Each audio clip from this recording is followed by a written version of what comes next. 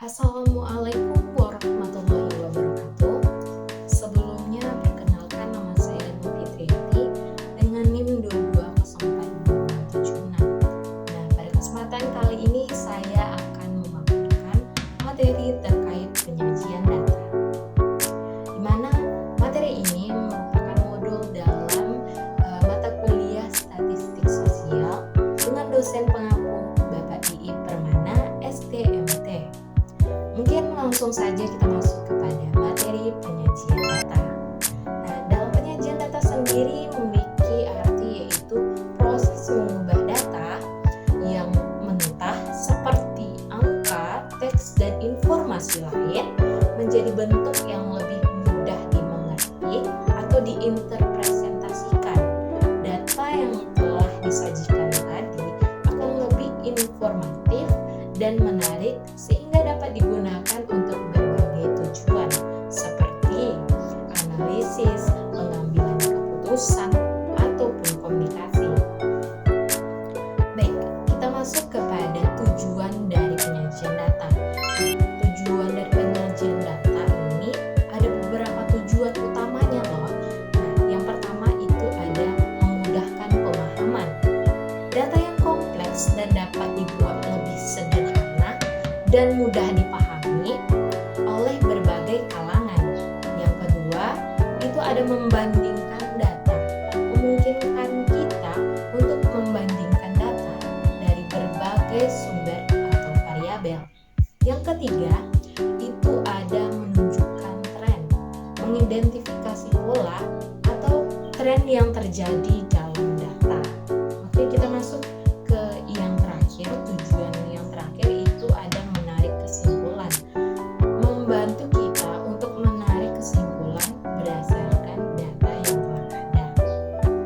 Baik, kita tadi sudah mengetahui tujuan dari penyajian data. Kita masuk kepada metode dalam penyajian data. Dalam metode penyajian data ini terbagi atas dua, itu ada tabel dan daftar. Kemudian yang kedua itu ada grafik atau diagram. Nah, untuk tabel dan data sendiri itu memiliki beberapa jenis, di antaranya itu yang pertama ada tabel klasifikasi tunggal, tabel klasifikasi ganda, tabel konvergensi, dan tabel distribusi frekuensi. Nah, untuk metode yang kedua itu ada diagram atau grafik.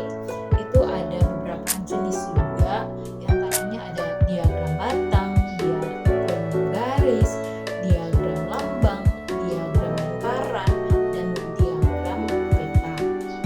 Oke, kita masuk mungkin dalam penjelasan yang lebih rinci antara metode-metode ini. Nah, di metode tabel dan data daftar tadi kan ada tabel klasifikasi tunggal.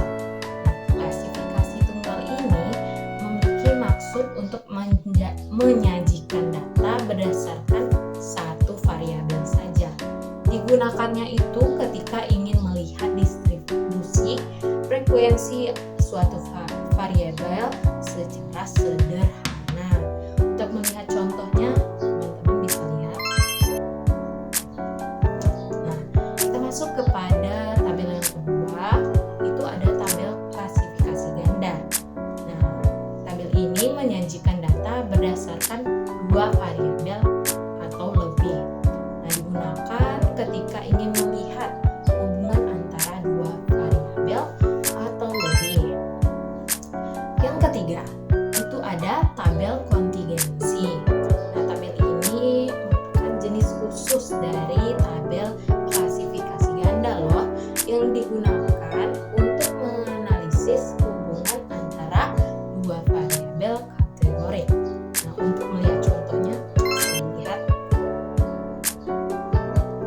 Oke, kita masuk ke yang terakhir dalam bentuk tabel ini, itu tabel distribusi frekuensi.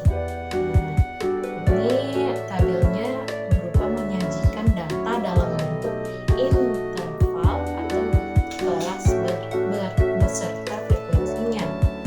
Digunakan ketika data terlalu banyak dan perlu